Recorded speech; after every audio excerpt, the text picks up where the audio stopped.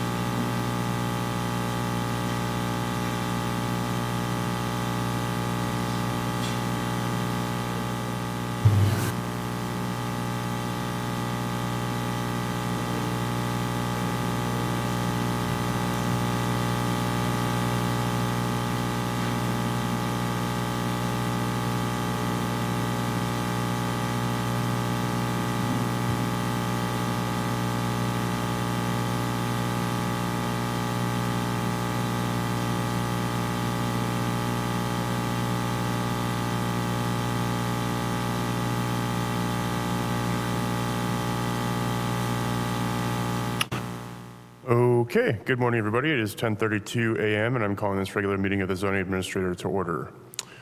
Looking at the draft minutes of the February 12th, 2026 minutes. We are now taking public comments on those minutes. If you have public comment on the draft minutes of that meeting, please approach a podium. Okay, I'll close the public comment on the draft minutes and approve them as submitted. Non-agenda public comment. So we are now taking public comments on item 3, non-agenda matters. This is the time when any person may address matters not listed on today's agenda, but which are within the subject matter jurisdiction of the zoning administrator. If you are attending in person and wish to make a comment, please make your way to the podium. Okay, seeing none, I will close the non-agenda public comment and move on to the statement of purpose. The zoning administrator is appointed by the Planning and Economic Development Director and has the responsibility and authority to conduct public meetings and hearings and to act on applications for minor or reduced review authority projects or entitlements. A determination or decision by the zoning administrator may be appealed to the Design Review and Preservation Board, Planning Commission, or City Council as applicable to the decision. All actions taken by the zoning administrator may be appealed within 10 calendar days. If the final day of the appeal period falls on a non-business day, the appeal period will be extended to the next business day. There are no zoning administrator reports, nor are there any consent items, so we'll move on to our first scheduled item, which is a public meeting for an amendment to final design review for the Meadowood Ranch project. Can we have a staff report, please?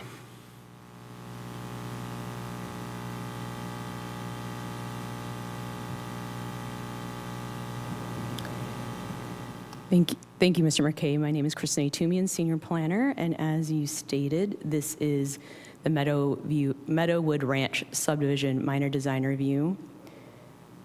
This is located at 2853 and 2875 Dutton Meadow, file number PLN 25-0389. Project is located in the southwest quadrant on Dutton Meadow. Oh, there it is. There's the star. And here is an aerial showing the project location. It's 2 parcels, vacant lots. General plan is low density residential and open space in R16.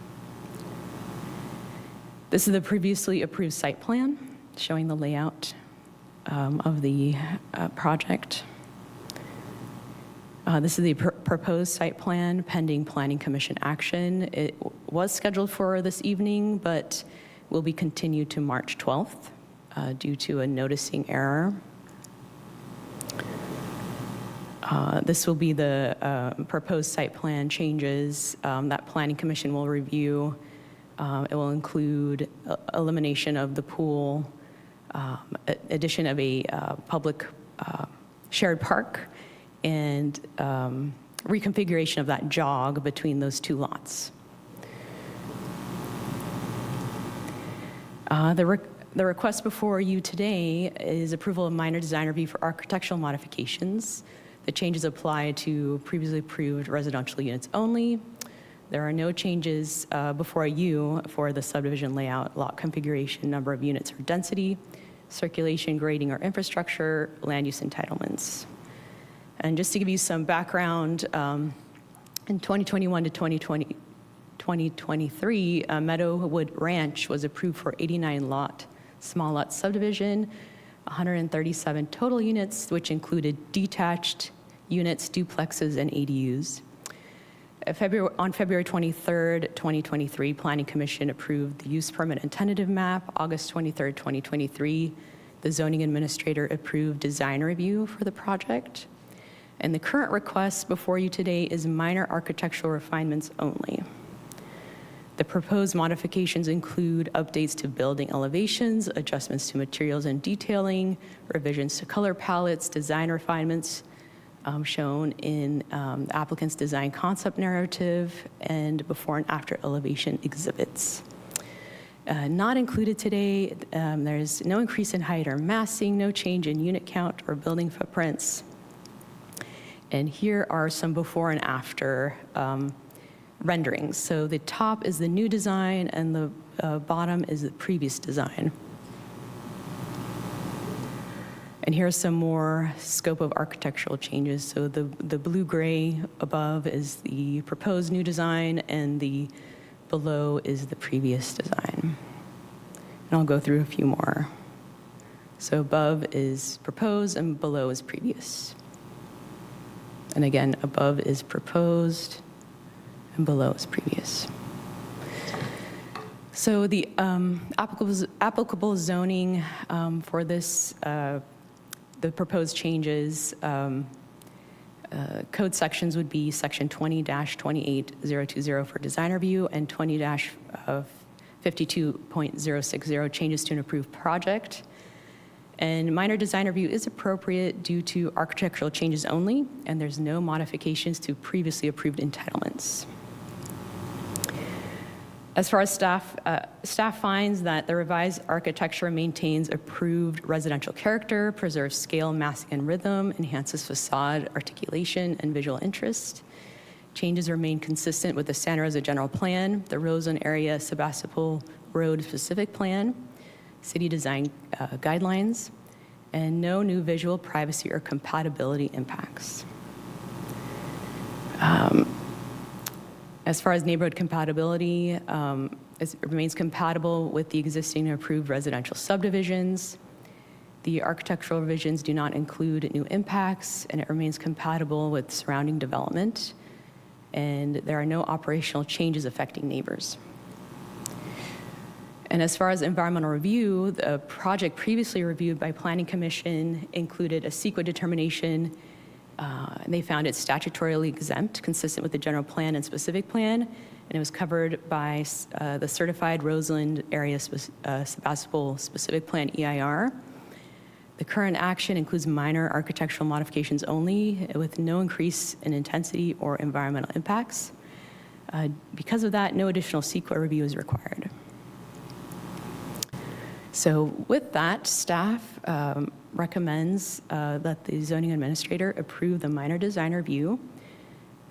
Staff find that the revised architecture meets all the design review findings, is compatible with the surrounding neighborhood, and remains consistent with the previously approved project, and all prior conditions of approval remain in effect unless modified.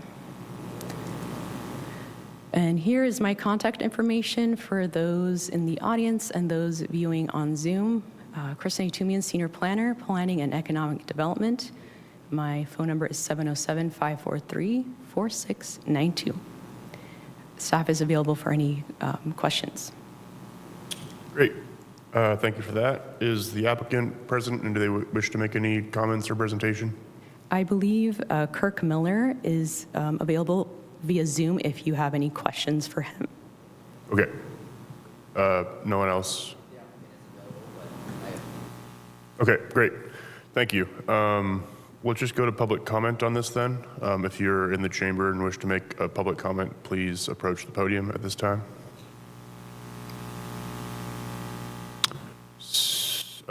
Seeing none, I will close the public comment.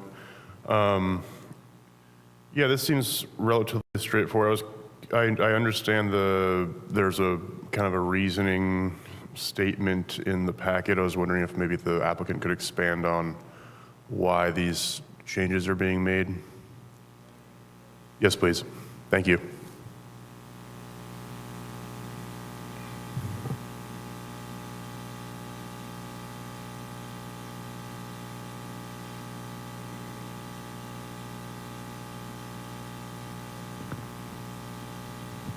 Sorry.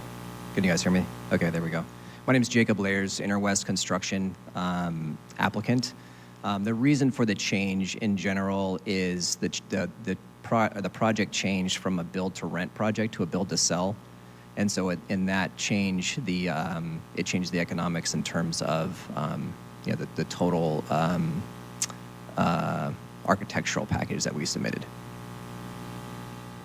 Got it. Okay. And is it safe to conclude that basically the square footage has been reduced pretty much across the units, or is that inaccurate? Has the square footage been reduced? Is that your question? Yeah. No, the square footage would actually be increased, but the density remains the same, as well as the massing stays the same. Got it. Okay. Cool. Thank you. Yeah, looking at the architecture, I think this still looks as good as it did when it was approved, when previous approvals were made and findings were made. It seemed almost like the massing was being reduced, which is actually kind of nice. So I think that the neighborhood will be appreciative of that. And I mean, outside of the findings for design review approval, obviously, but I do appreciate the change from for rent to for sale. I think having for sale products in Santa Rosa is a really good thing. So I have no further questions or comments, and I have no proposed additional conditions of approval. So with that, I will approve the project. Thank you. Please note this decision is final unless an appeal is filed with the Planning and Economic Development Department within 10 calendar days of today's decision. For this item, that date is Monday, March 9th, 2026. Thank you. Okay, moving on to our next public meeting for a design review for a triplex and a parking reduction at 945 Henley Street. Can we have a staff report, please?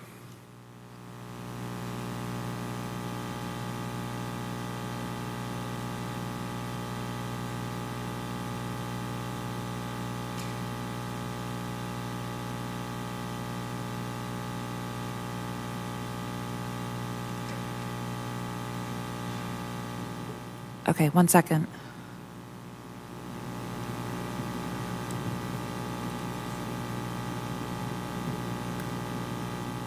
Okay, thank you. Good morning, Zoning Administrator Connor McKay. My name is Hannah Michelson. I am the project planner for the triplex design review and parking reduction. I think your mic might be off, or you're just a little bit too far from it. Okay, Thank you. sorry. Is this better? Okay, sorry about that. Good morning, my name is Hannah Michelson. I'm the project planner for the triplex design review and parking reduction located at 945 Henley Street, file number PRJ 23-011. The project before you is a minor design review to allow the addition of a 2,230 square foot triplex and associated carports, as well as a minor conditional use permit to allow a more than 25% reduction request for the 5 required visitor spaces. This project is located in the southwest quadrant of Santa Rosa. It's south of Highway 12 in Bennett Valley, east of Santa Rosa Avenue, and adjacent to the Sonoma County Fairgrounds. The parcel's general plan land use designation is medium density residential, which allows residential development at a density of 8 to 18 units per acre. The R3 medium density zoning under PD 73-001 requires the approval of a minor design review for multifamily development.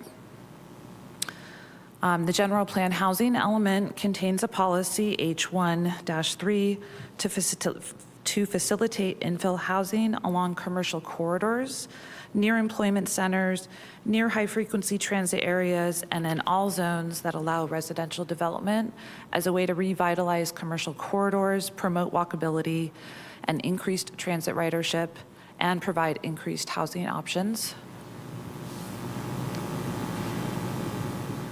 This is a 0.28 acre parcel, which contains an existing duplex, which you can see in the top image.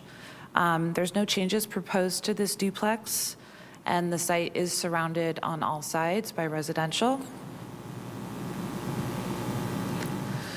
Here are the project plans. This is the site plan. In the purple, you can see the proposed triplex. In the yellow are the proposed carports. Each unit will be 765 square feet. It's 2 bedrooms, 1 bath. The triplex is positioned in the rear of the property and then situated so its orientation is facing the side rather than facing directly towards the rear of the duplex.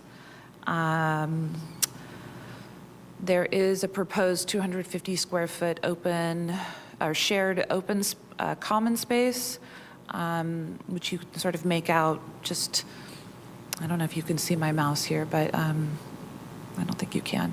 But it's, oh, there we go, yeah, some tables and benches. And there's also, the site is accessible via the existing driveway, which will be extended to the rear. And there's also shared refuse for the units located at the rear as well, which will be screened by landscaping.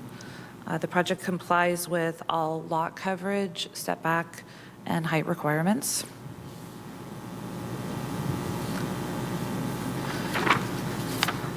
All right, so the triplex is a single-story structure. It's got a low profile, it's 16 feet tall. It shouldn't be readily visible from the street based on its height and as well as its placement in the rear behind the duplex.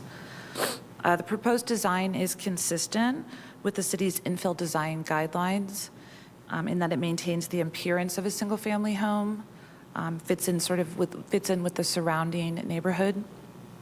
It's also consistent with the multifamily design guidelines in that it provides individual front doors, covered entries and walkways, as well as window placements on the sides that you can see in the center image here that will allow for eyes to be on the the common spaces, and as well as the outdoor areas.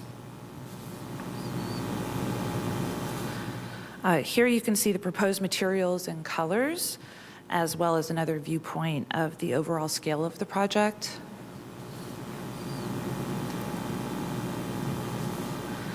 The proposed landscaping is intended to provide visual buffering between the triplex, duplex, and the adjacent properties through the planting of new trees, shrubs, grasses, and ground cover. Additionally, the existing gravel in the duplex's front yard will be replaced with landscaping, which should enhance the appearance of it from the street.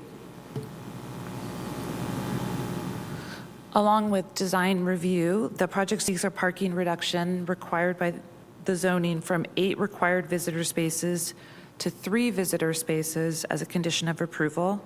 So that is a reduction of 5 overall spaces. For context, visitor spaces are required to either be on site or directly abutting the site. A parking study submitted by CR Design Build as part of this proposal found that 22 on-street spaces are available within 400 feet of the project site, with moderate occupancy during the day and greater availability in the evenings and weekends.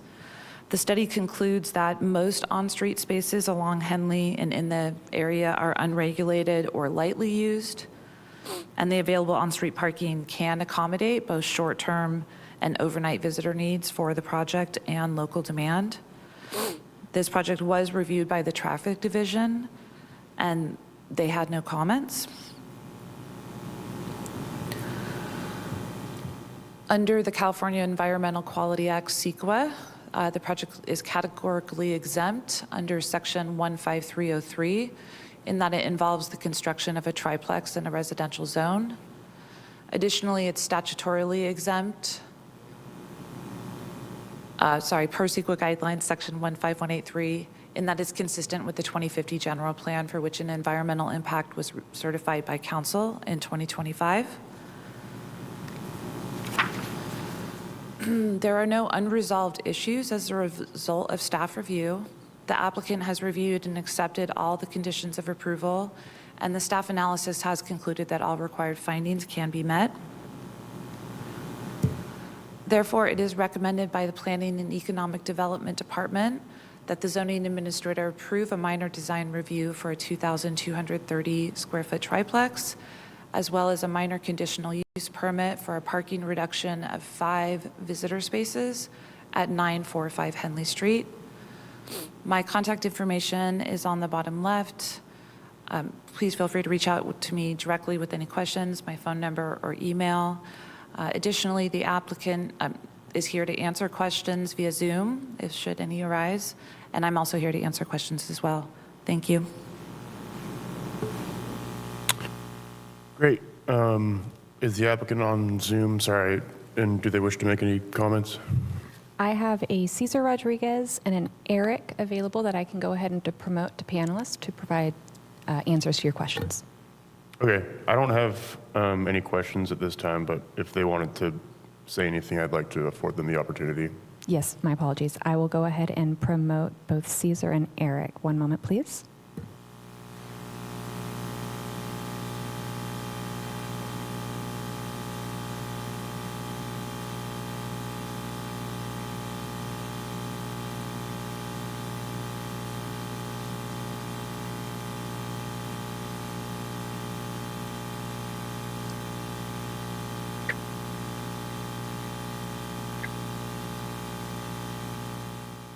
Hello? Hi, Hello? we can hear you. Okay. What? We didn't have. Hi, my name is Paul Yang. I work for CDR Design Build. We didn't have anything to provide right now, but we can offer answers to any questions you have. Great. Thank you. Appreciate that. Thank you for being here. Yeah. Okay, with that, let's go to public comment. Not seeing anybody in the chamber, but if you are invisible and would like to make a public comment, please approach the podium at this time. Okay, with that, I will close the public comment and bring it back to the zoning administrator. Yeah, this is, I think, quite an appropriate development for this site. It is consistent with the infill design guidelines as noted by staff. I can particularly make the findings required for the parking reduction. I appreciate the report that was prepared to support the parking reduction and agree with all of the findings that were made in that report to support the appropriateness of the parking reduction itself. The design is consistent with both the primary existing residential duplex at the front of the site and the surrounding neighborhood. So I have no further questions or comments, and I have no further conditions of approval. So with that, I'll approve the project. Thank you. Thank you. Thank you so much. Okay, so moving on. Oh, sorry. Please note this action is final unless an appeal is filed with the Planning and Economic Development Department within 10 calendar days of today's decision. For this item, that date is Monday, March 9th, 2026.